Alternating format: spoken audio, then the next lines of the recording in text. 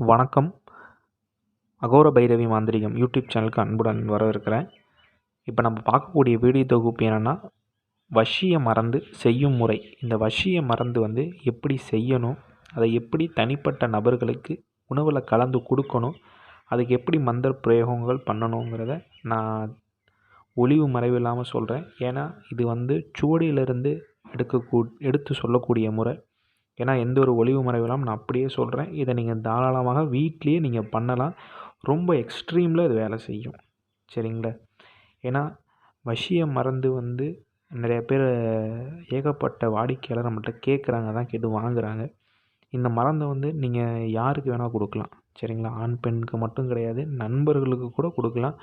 உங்கள் தொழிலில் ஏதாச்சும் உங்கள் நண்பர்கள் உங்கள் பேச்சு கேட்கலையா, தாராளமாக இந்த மருந்தை நீங்கள் கொடுக்கலாம். இதுக்கு முழுக்க முழுக்க மூலிகை முறையில் மட்டும்தான் இந்த இதை பண்ணணும். இது என்னென்ன அப்படின்னா, வில்வ இலை. சரிங்களா?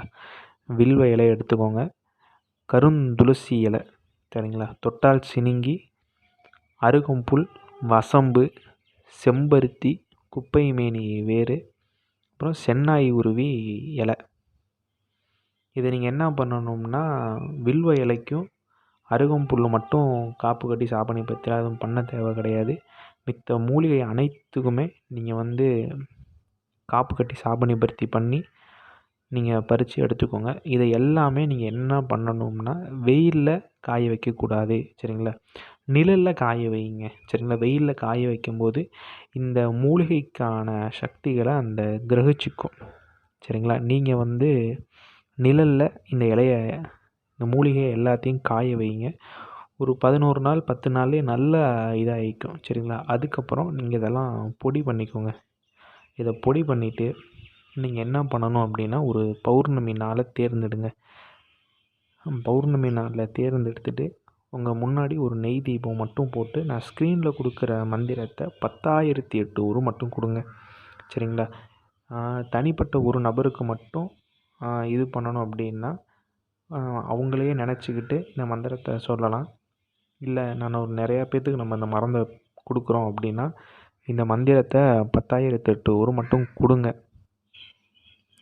இந்த மருந்தை நீங்கள் உணவில் தாராளமாக கலந்து கொடுக்கலாம். அசைவத்தில் மட்டும் கலந்து கொடுத்துறாதீங்க. அசைவத்தில் நீங்கள் கலந்து கொடுக்குற பட்சத்தில் இந்த மருந்து செயல் இழந்துடும். நீங்கள் வழக்கமாக சாம்பார் சாதம் இந்த மாதிரி வேறு உணவில் நீங்கள் கலந்து கொடுக்கலாம். அசைவம், இந்த கருவாட்டு குழம்பு அந்த இதெல்லாம் எக்காரணத்தை கொண்டும் கலந்து கொடுத்துறாங்க. அதெல்லாம் கருமுறை மருந்துன்னு அதுக்கு வேறு நம்மக்கிட்ட இருக்குது. சரிங்களா? இது மூலிகை முறை. இந்த மாதிரி இதை கலந்து கொடுத்துறாதீங்க. அதே மாதிரி இந்த மருந்தை வசிய மருந்து கொடுத்து அந்த 3 நாளுக்குள்ளே அந்த மிளகு அவங்க சாப்பிடக்கூடாது. சரிங்களா? மிளகு இருக்குங்க இல்லையா, மிளகு. அதே மாதிரி புளி அதிகமாக உணவில் சேர்த்துக்கக்கூடாது. புளி, மிளகு இதை ரொம்ப அதிகமாக அந்த 3 நாளுக்குள்ளே சேர்த்துட்டாங்கன்னா இந்த வசிய மருந்து கொடுத்தும் பலன் இல்லாமல் போயிடும். இதை நீங்கள் பண்ணிட்டீங்கன்னா அவங்க புத்தி கொஞ்சம் ஸ்தம்பனமாகும். உங்களுக்கு நான் ஏன்னா இந்த மாதிரி விஷயங்கள்லாம் தெரிஞ்சுக்கோங்க. புத்தி எப்படி ஸ்தம்பனம் அப்படின்னா, அவங்களோட செயல்திறன் கொஞ்சம் கம்மியாகி உங்களுக்கு அடிபணிய ஆரம்பிக்கும். சரிங்களா? ஏன்னா தனிப்பட்ட நபர்களுக்கு நீங்கள் கொடுக்கணும். எப்படி கொடுக்கணும்னா, உங்களோட உமிழ் நீரில் கலந்து கொடுக்கலாம். அப்படி இல்லைனா உங்கள் ரத்தத்தில் நீங்கள் கலந்து கொடுக்கலாம். சரிங்களா? இன்னும் சில உடல்லேருந்து சில பொருள் கலந்து கொடுக்கலாம். அது வீடியோவில் சொல்கிறதுனால வேணாம். சரிங்களா? உமிழ் நீர் அப்படி இல்லைனா உங்கள் உதிரம், உங்கள் ரத்தத்தை நீங்கள் கலந்து தாராளமாக கொடுக்கலாம்.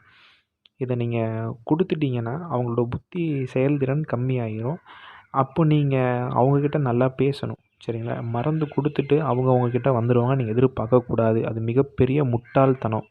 நீங்கள் மருந்து கொடுத்துட்டிங்கன்னா அவங்கக்கிட்ட பேச ஆரம்பிங்க. அடிக்கடி அவங்க பார்க்குற மாதிரி போங்க. அப்போ தான் வசியங்கிறது 100ல் கோடி சதவீதம் நல்லா வேலை செய்யும். நீங்கள் மருந்து கொடுத்துட்டு நீங்கள் எங்கிட்ட போயிட்டீங்கன்னா அவங்கக்கிட்ட யார் நல்லா பேசுவாங்களோ அவங்களுக்கு நல்லா இதாகும்.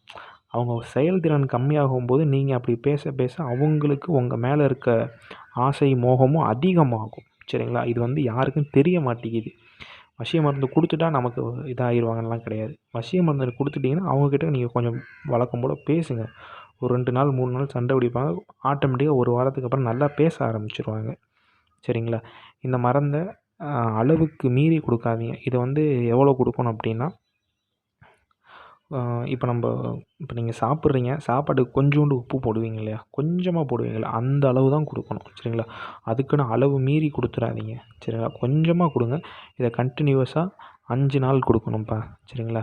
ஒரு நாள் விட்டு ஒரு நாள் கூட கொடுக்கலாம். ஆனால் ஒரு ஆளுக்கு 5 திருப்பு கொடுக்கணும். கொஞ்சமாக லிமிட்டாக எடுத்து கொடுங்க. ஏன்னா வசிய மருந்துங்கிறது வந்து குறிப்பிட்ட டோஸ் தான்.